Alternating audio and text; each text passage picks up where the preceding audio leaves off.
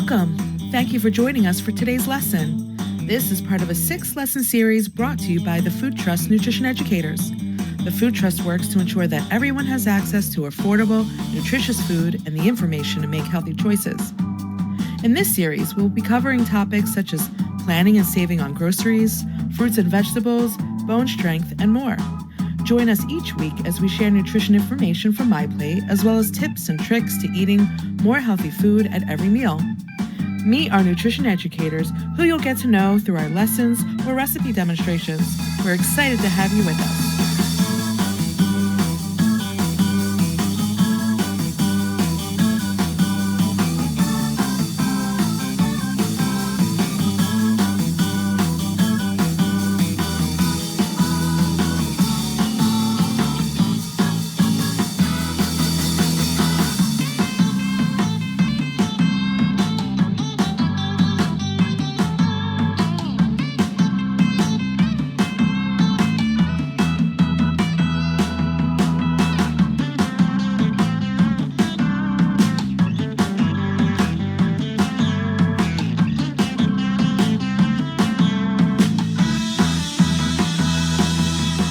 For joining us. Please fill out our anonymous survey at the end of this video so that we can find out more about who we're reaching and how to serve our audience best. Mention that you watched our lesson online and you can earn food coupons to use when purchasing fruits and vegetables at a participating farmers market.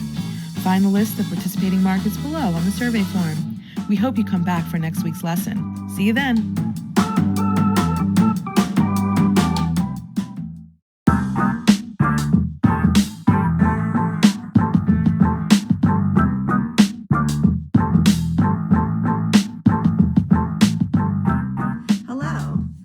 Chalise, and I'll be your nutrition educator today. Today we'll be talking all about protein, but before we get into the protein lesson today, let's talk a little bit about the previous lesson, which was build strong and healthy bones, aka the dairy lesson. Dairy is important to note because with dairy, we want to make sure we're getting some type of calcium equivalent 3 times a day.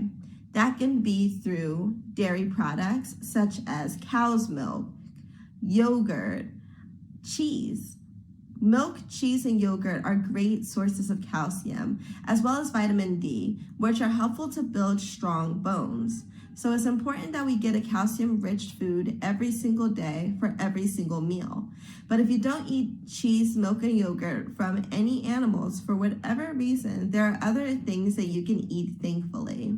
There are things such as dark leafy green vegetables. Our kale, collard greens, broccoli are great sources of calcium as well.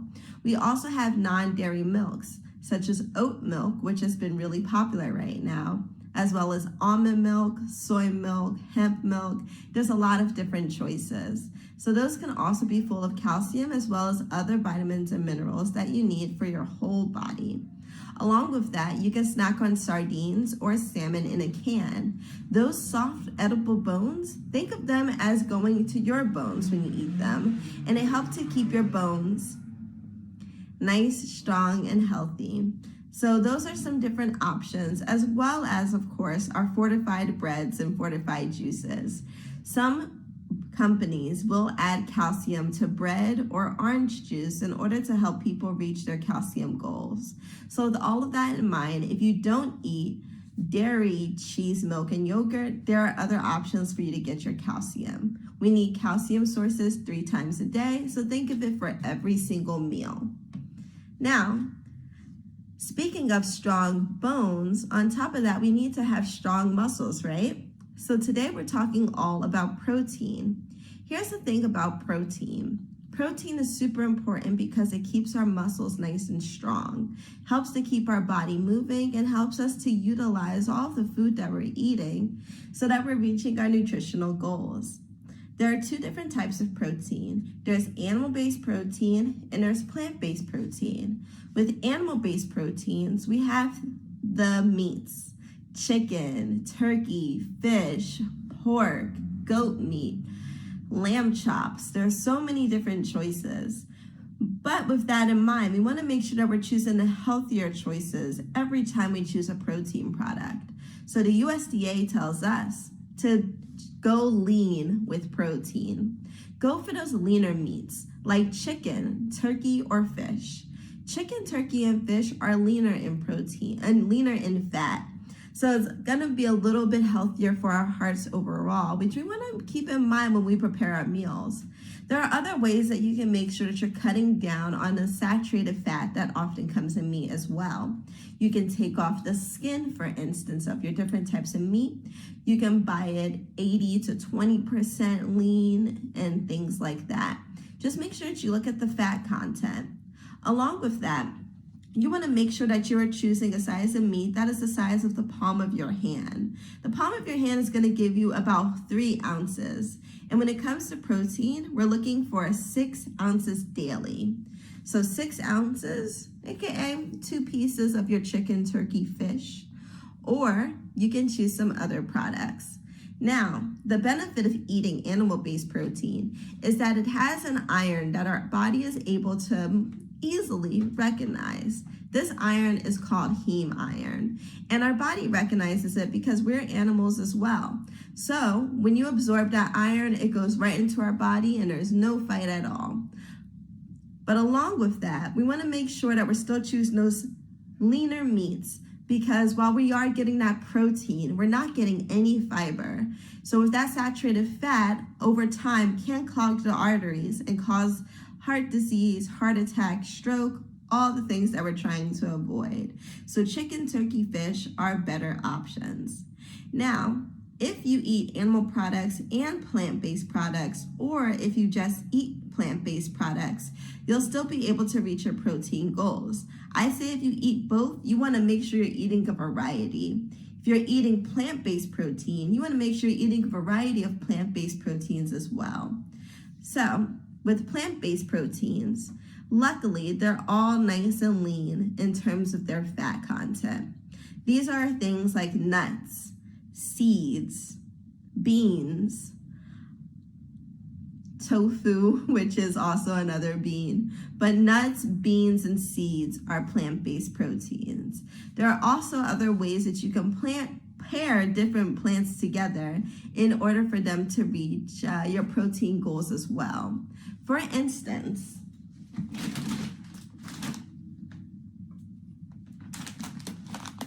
rice and beans together is a delicious staple that's been eaten across cultures for a very long time.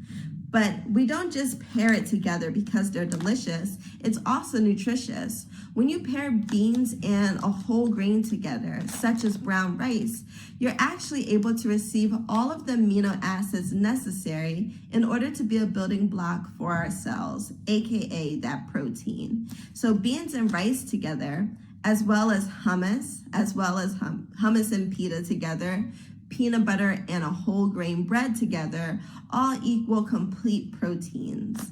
With that in mind, it just means that a complete protein is the same way that meat is a complete protein. It has all the essential amino acids in order to be building blocks for our cells. So we have our beans, we have our nuts, we have our seeds. So just a few more visuals. But yes, so all of these are going to be great sources of plant-based proteins. Now, one of the benefits of eating plant-based protein is that it actually comes with fiber. Fiber, what we talked about in our whole grains lesson, is important because it acts in 2 different ways.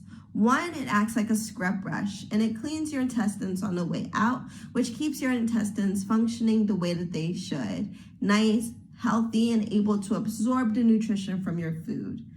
When you eat a whole grain, such as whole wheat bread, brown rice, quinoa, those are going to be great because they act like a bubble in your artery, and it takes that bad cholesterol and it keeps it moving so there's no traffic in your heart highway.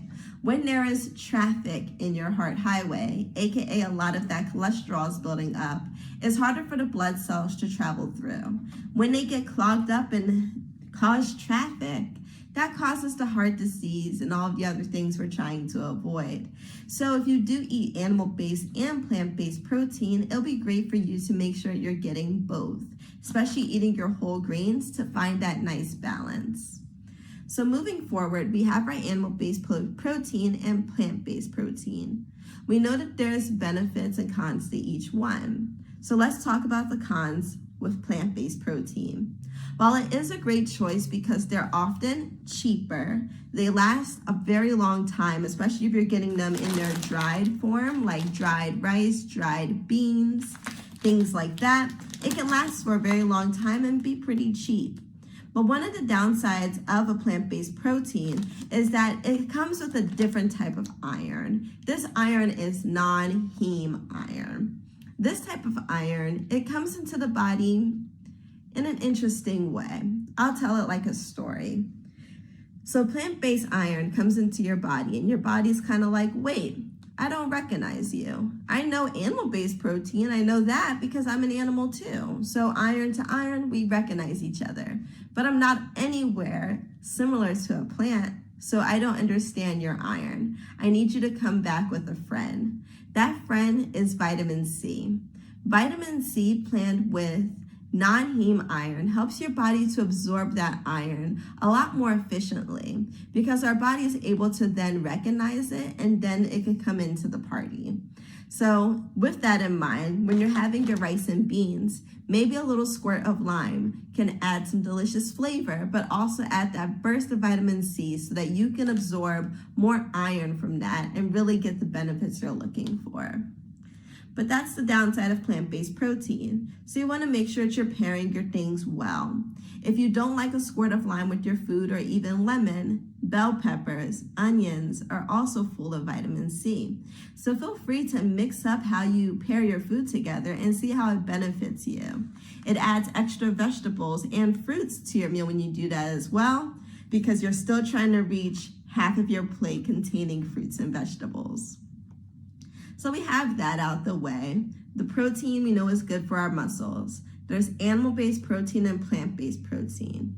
Plant-based protein is cheaper and has fiber, but needs vitamin C in order for you to absorb the full iron.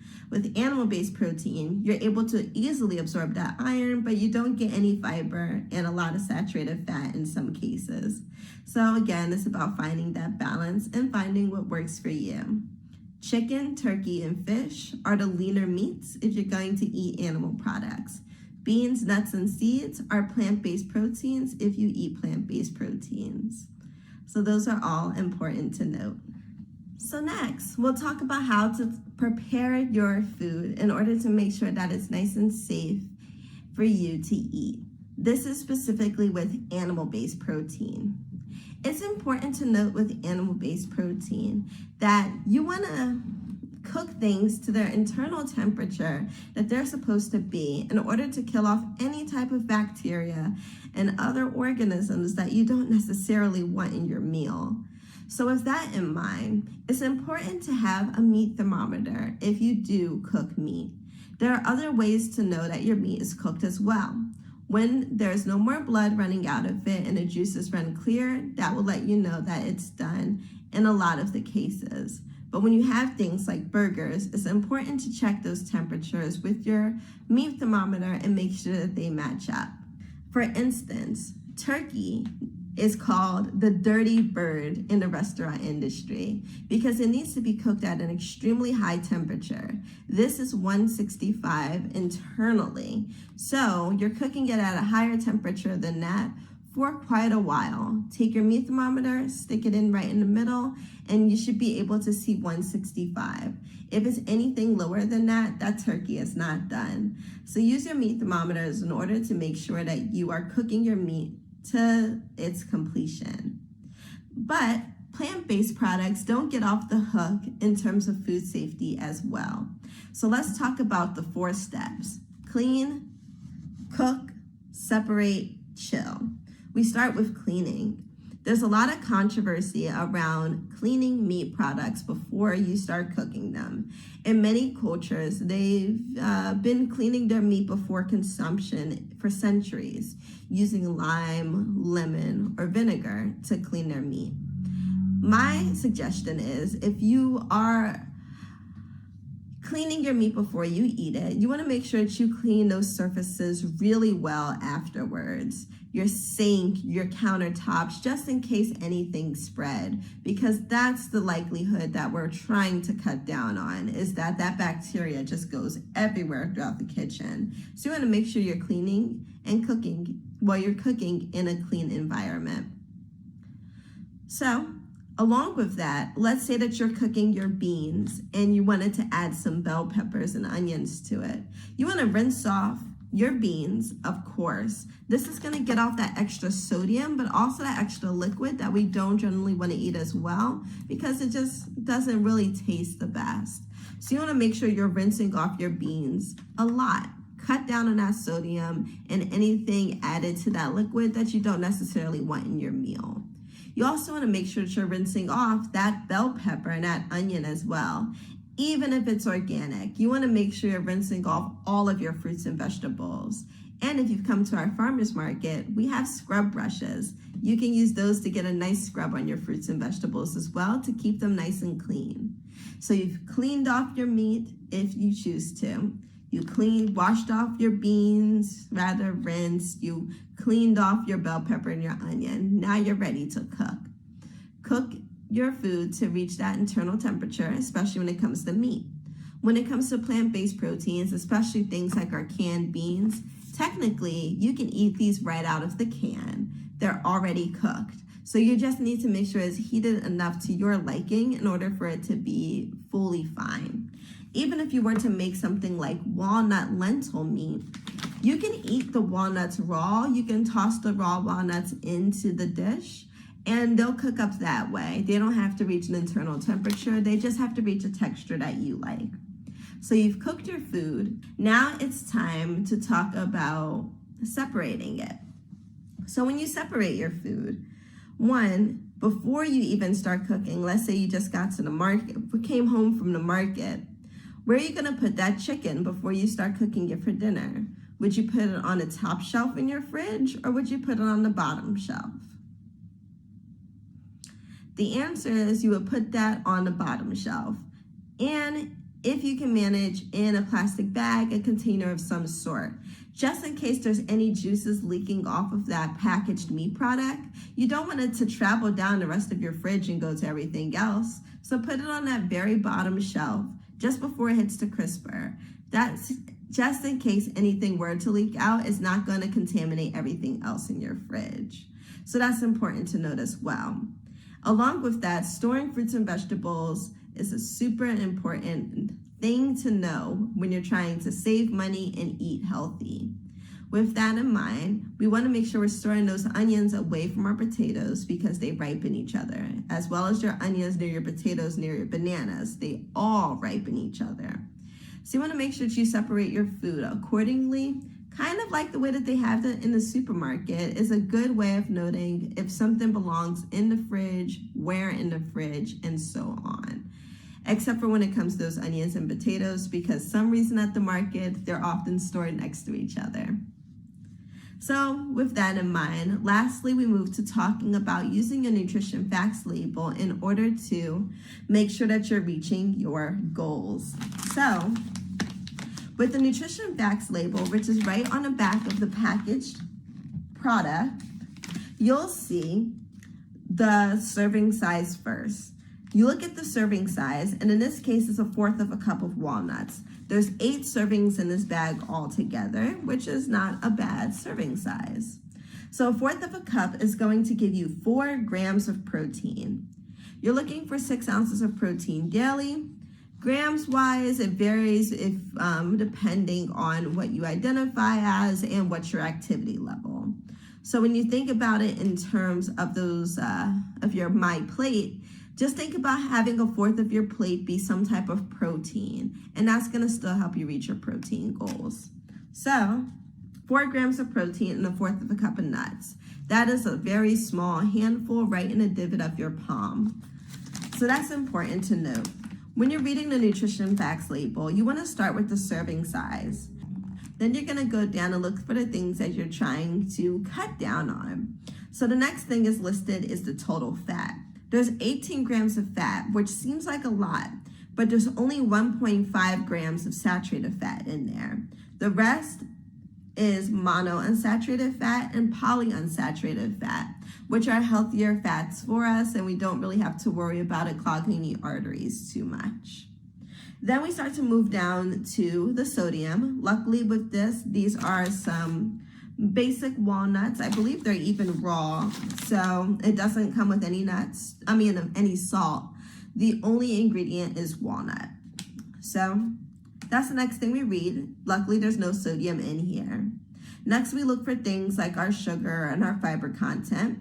2 grams of fiber in here, helpful for our digestive system, as well as the 4 grams of protein, helpful for our muscles.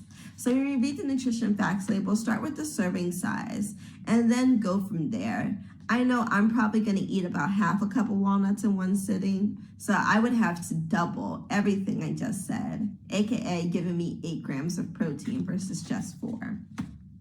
So that's our lesson about protein today. Animal-based protein and plant-based protein both have their pros and cons. They're both great for us in terms of building our protein goals. So if you eat both, make sure you eat a diet of both. But if you eat plant-based, know that you'll still reach your protein goals as well. You want to make sure you're eating your beans, nuts, and seeds. And if you eat meat, chicken, turkey, and fish are the better options. It's not that we're saying do not eat your pork or your lamb. Just make those sometimes foods because they can be a nice holiday treat.